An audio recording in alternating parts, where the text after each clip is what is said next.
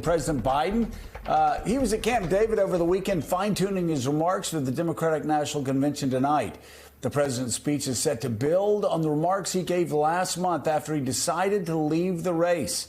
Vice President Harris is expected to attend the president's speech before joining him and his family to share in the moment. With us now from the White House Communications Director and Senior Advisor to President Biden, Ben LaBolt. Ben, thanks so much for being with us. What do we expect to hear from the president tonight? Thanks for having me, Joe. Well, the president, as you know, throughout the presidency has been focused on defending democracy and defending democracy from the threat posed by Donald Trump, who wants to be a dictator on day one, who has talked about pardoning those who participated in January 6th. And the president's going to call on the American people to defend democracy one more time by voting for Vice President Harris and Governor Walz. He's also going to talk about the need to extend all the progress we've made over the course of the past 4 years. You know, when the president came into office, we're in the midst of a once-in-a-century global pandemic.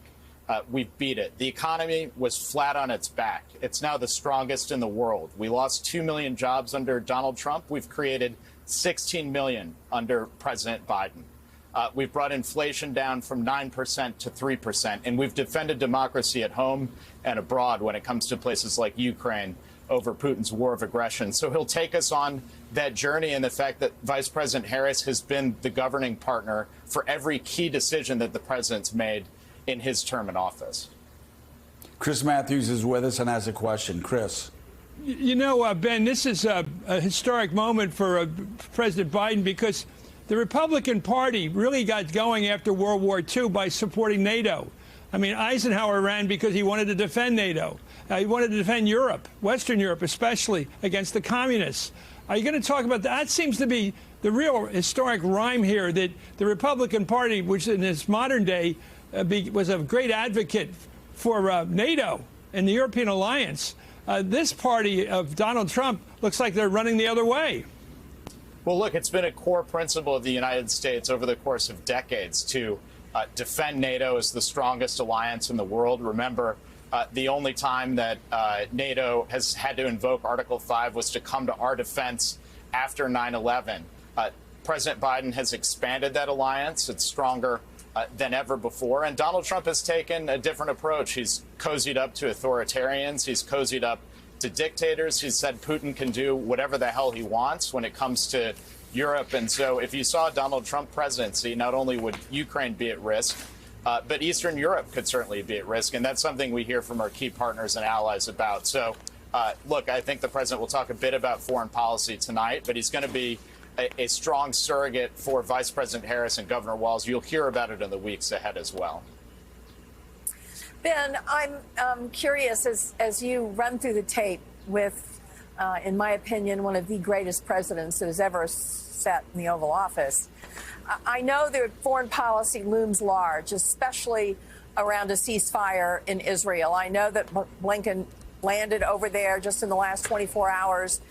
What is Joe Biden doing, and what can the White House continue to do to put the pressure on Netanyahu to do the right thing here, and how much of his energy is going to be directed towards that particular conflict in the next 90 days?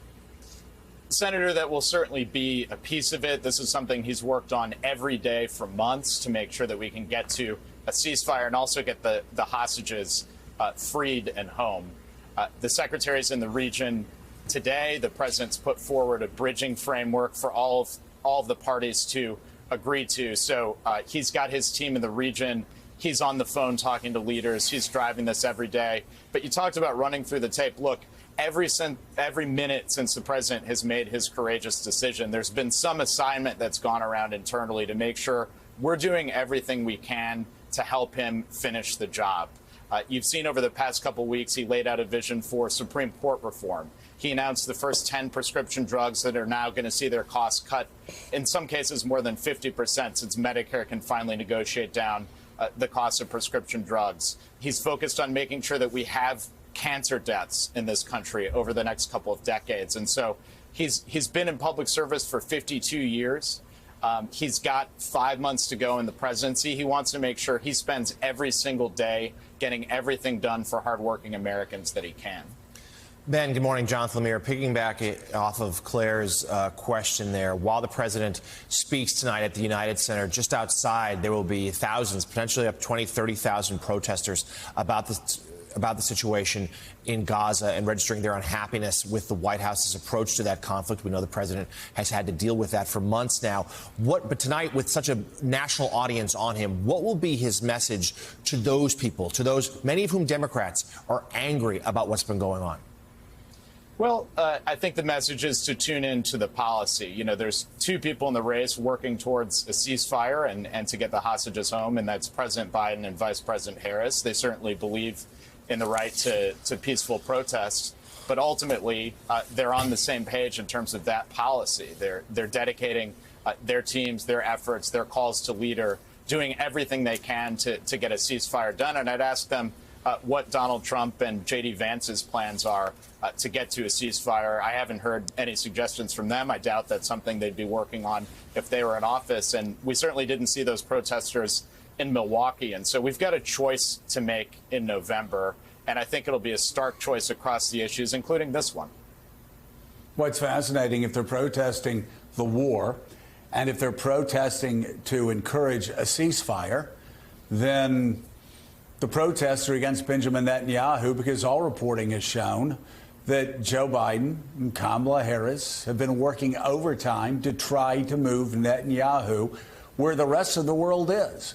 And that is a ceasefire that brings the hostages home. White House Communication Director and Senior Advisor to President Biden, Ben LaVolt. As always, thank you so much. Good to be here. Thanks, Jim.